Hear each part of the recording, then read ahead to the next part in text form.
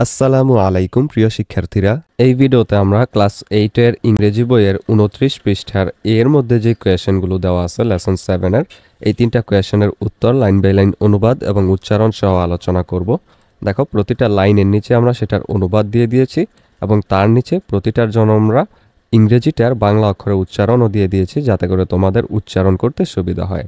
আমাদের আগের ভিডিওটিতে সুমাইয়া কমেন্ট করেছে, thank you sir, welcome Sumaiya.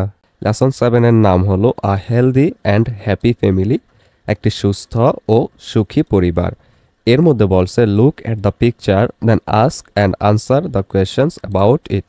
ছবিটি দেখো, তারপর এটি সম্পর্কে প্রশ্ন করো এবং উত্তর দাও। এখানে দেখো একটা ছবি দেওয়া আছে, একটা গ্রামীণ ঘর দেখতে পাচ্ছি, যেখানে একজন দুধ দোয়াচ্ছে গাভী থেকে, একজন রান্না করছে, এখানে একটা টিউবওয়েল আছে, এখানে মোরগ ধান খাচ্ছে বা কিছু একটা খাচ্ছে।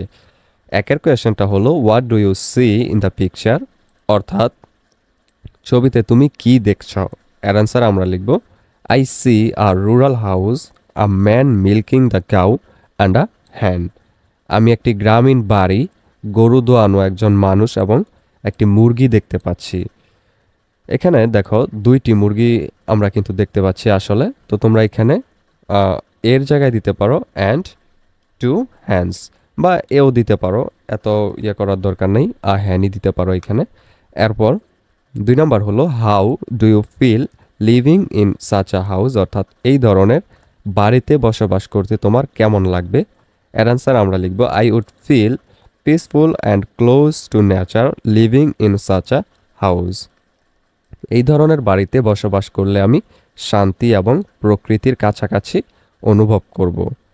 এরপর 3 নম্বর where can you find this type of house, why do you think so.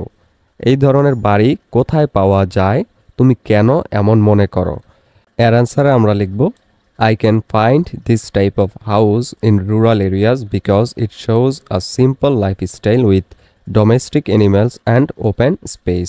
এই ধরনের বাড়ি গ্রামীণ এলাকায় পাওয়া যায় কারণ এটি গৃহপালিত পশু এবং খোলা জায়গা সহ একটি সাধারণ জীবনধারা দেখায়। এই ভিডিওটি এই পর্যন্তই। পরবর্তী ভিডিওতে আমরা 30 পৃষ্ঠার BCD এই তিনটা কোয়েশ্চেনের উত্তর লাইন বাই লাইন অনুবাদ এবং উচ্চারণ সহ আলোচনা করব।